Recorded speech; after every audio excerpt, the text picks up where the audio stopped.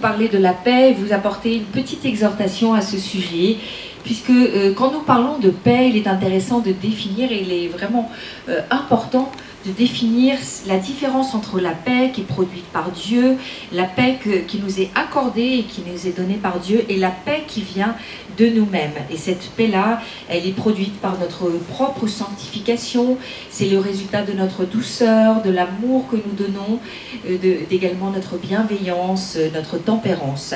Je voudrais vous entraîner pour lire un verset de l'Écriture.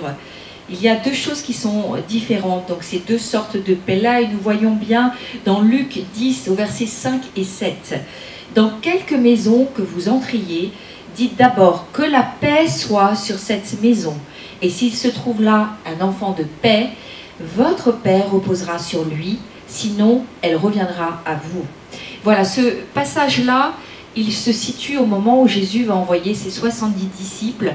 Il les envoie en mission, et avant qu'ils partent en mission, il va leur donner un certain nombre de recommandations, comme c'est souvent utile d'ailleurs quand nous partons nous aussi en mission.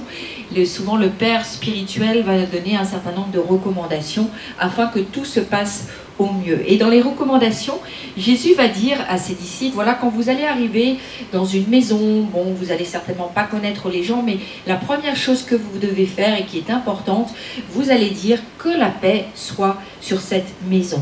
Et qu'est-ce qui se passe spirituellement ? Quand nous invoquons la paix sur une maison, et je crois que c'est aussi pour nous encore aujourd'hui, quand nous allons quelque part et que nous ne savons pas qui habite là et comment ça va se passer, l'important c'est d'invoquer la paix sur la maison. Ce qui se passe, c'est que c'est une protection pour nous. On appelle l'armée des anges, et en appelant l'armée des anges, ça chasse également les démons. Et s'il y avait des démons qui étaient là, qui étaient, je dirais, qui nous attendaient afin que nous tombions dans un conflit, dans des problèmes, quels que soient les problèmes, en prononçant cette parole, que la paix vienne sur cette maison, c'est réellement une force, une puissance, et il y a une protection sur nous à cet instant-là. On invoque la paix de Dieu, je dis bien c'est la paix de Dieu, dans une situation ou un moment, et surtout une habitation qui peut être habitée par les démons. Et nous ne savons pas ce que nous pouvons trouver, nous ne savons pas dans quelle situation nous pouvons nous trouver. Donc c'est important. Cette paix-là, nous la proclamons et nous croyons qu'en faisant ça, et qu'à travers cette parole, les démons sont neutralisés. Alors il y a cette paix-là, la paix de Dieu, et il y a une autre paix dont il est question dans ce verset de l'Écriture. Et s'il se trouve un enfant de paix, votre paix reposera sur lui. Sinon, elle reviendra à vous. Là, la paix dont il est question, ce n'est plus la paix de Dieu.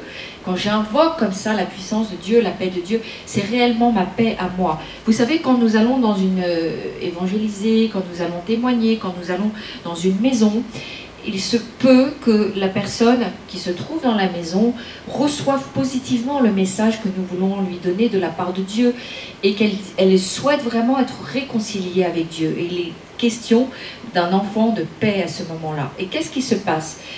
La paix et l'amour, la compassion que j'ai pu lui donner et qui a pu passer au travers de moi dans cet instant peut-être de partage, d'échange, il est question que s'il est ouvert et qu'il accepte comme ça la réconciliation avec Dieu, que ma paix et la douceur qui est en moi viennent dans son cœur. Vous voyez, c'est fort et c'est puissant cette parole de l'Écriture. Il est question que la douceur pénètre dans le cœur de la personne. Et il est question que l'atmosphère chez lui change et que sa maison reste dans la paix.